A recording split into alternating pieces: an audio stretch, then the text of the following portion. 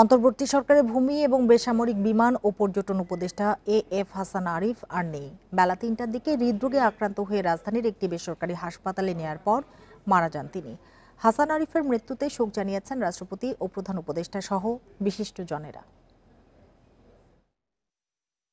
হৃদরোগে আক্রান্ত হয়ে না ফেরার দেশে অন্তর্বর্তী সরকারের ভূমি এবং বেসামরিক বিমান ও পর্যটন মন্ত্রণালয়ের উপদেষ্টা এএফএম হাসান আরিফ। শুক্রবার দুপুরে খাওয়ার সময় হঠাৎ অজ্ঞান হয়ে পড়েন হাসান আরিফ। দ্রুত রাজধানীর একটি বেসরকারি হাসপাতালে নেয়ার পর তাকে মৃত ঘোষণা করেন চিকিৎসক। হাসান আরিফের মৃত্যু সংবাদে হাসপাতালে যান প্রধান উপদেষ্টা সহ কয়েকজন উপদেষ্টা ও রাজনৈতিক দলের নেতারা। ডিপলি কমিটেড সোশ্যাল ওয়ার্কার ছিলেন, অনেক কজে ওনার ইনভলভমেন্ট ছিল। আর আমি বলতে পারি যে গত 4 মাস এই ইন্টারিম গভর্নমেন্টে উনি ছিলেন একজন, মানে আমি ক্যাবিনেট মিটিংগুলো দেখেছি, উনি প্রত্যেকটা ডিবেটে খুবই পার্টিসিপেট করতেন, প্রত্যেক বিষয়ে ওনার সুচিন্তিত মতামত উনি দিতেন। এখন যে ট্রানজিশনের যে পিরিয়ডটা, এই গণতন্ত্র উত্তরণের যে পথ যে কাজ শুরু হয়েছে, এই সময়ে তার খুব বেশি প্রয়োজন ছিল বলে আমরা মনে করি। আমি ব্যক্তিগতভাবে আমার একজন বিশিষ্ট সুহৃদকে হারিয়েছি।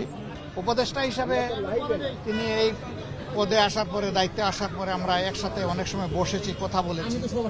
তাকে মনে হয়েছে যে একজন খাঁটি দেশপ্রেমিক মানুষ উনি। শুক্রবার সন্ধ্যায় হাসান আরিফের প্রথম জানাজা হয়। শনিবার বেলা 11টায় হাইকোর্ট প্রাঙ্গণে হবে দ্বিতীয় জানাজা। মেয়ের জন্য অপেক্ষা না করে বাদ-জোহর মিরপুর বুদ্ধিজীবী কবরস্থানে দাফন করা হবে হাসান আরিফকে। ওনার ছেলে, ওনার স্ত্রী, ওনার ভাগনা সবাই এখানে আছেন।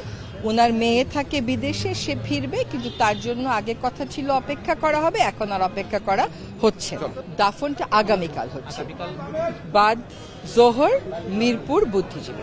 জাস্ট 4 দিন আগে যখন ইস্তিমুরের প্রেসিডেন্ট এসেছিলেন, উনি স্যারের সাথে টেবিলে বসেছিলেন। স্যার ভিতরে গিয়ে বলছিল যে কত উচ্ছল, আনন্দময়, প্রাণবন্ত মানুষ ছিলেন। আমাদের আজকে আর বেশি কিছু বলার নাই, আপনারা সবাই স্যারের জন্য দোয়া করবেন।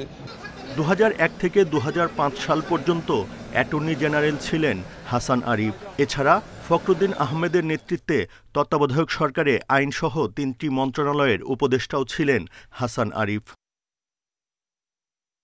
Buddhadeb Kundu, independent news, Dhaka.